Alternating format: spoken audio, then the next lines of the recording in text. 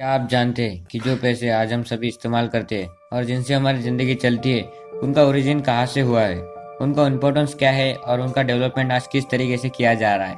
सो दोस्तों, आज के स्पेशल एपिसोड में आप सभी लोगों का स्वागत है। आज की इस वीडियो में मैं आप लोगों को हमारी इंडियन करेंसी के बारे में बहुत कुछ बताने वाला हूँ, तो गाइस वीडियो को एंड तक ज़रूर देखो। आज हम इंडियन करेंसी को रुपीज़ के नाम से भी जानते हैं, लेकिन क्या आपने कभी सोचा है कि रुपी नाम का वर्ड ओरिजिनेट कहाँ से हुआ है?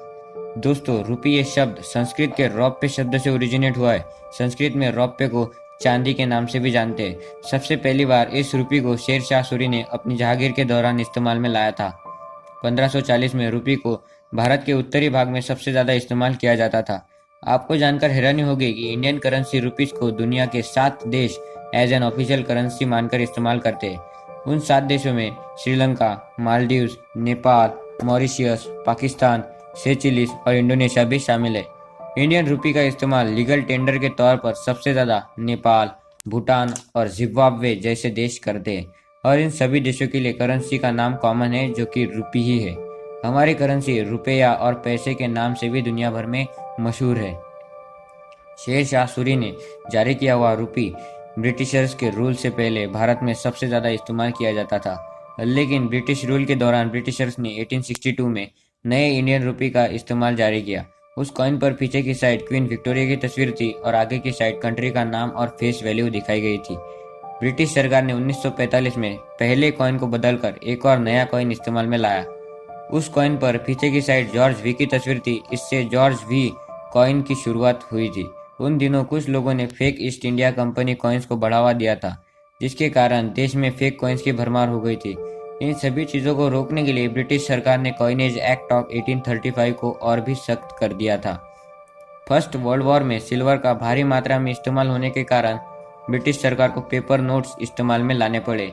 इस तरह से भारत को इंडिपेंडेंस मिलने के बाद भी अगले 30 सालों तक ब्रिटिशर्स द्वारा निर्धारित कॉइन्स और नोट्स को भारतीय वासियों ने इस्तेमाल किया।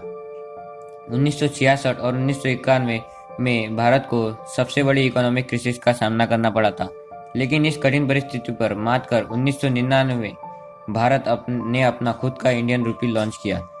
2000 से 2007 के बीच डॉलर के हिसाब से $1 की कीमत लगभग 44 से 48 रुपए हुआ करती थी। 2013 के एंड में ये रुपीज इंटरनेशनल मार्केट में गिरती हुई नजर आई थी।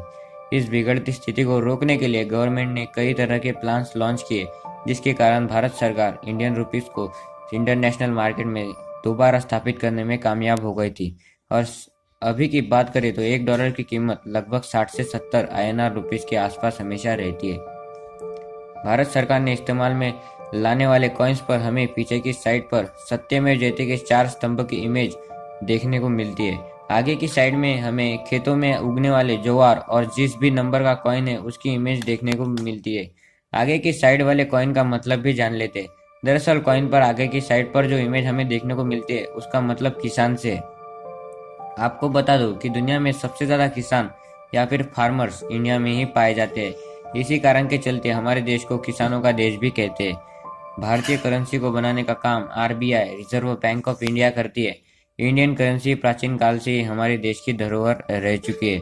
तो गाइज, होप आपको ये वीडियो अच्छी लगी हो। अगर आपको ये वीडियो पसंद आता है वीडियो को लाइक जरूर करें। अगर आपने अभी तक हमारे इस चैनल को सब्सक्राइब नहीं किया है तो जल्दी से जाओ, सब्सक्राइब के बटन पर क्लिक कर बेल आइकन को भी प्रेस कर देना, क्योंकि इसी इन्फॉर्मेशन और इस तरह की इन्फॉर्मेशन से रिलेटेड वीडियोज में हमेशा लेकर आता रहता हूँ। तो गाइज, चलो मिलते हैं अगली एक नई इन्फॉर्मेशन के साथ।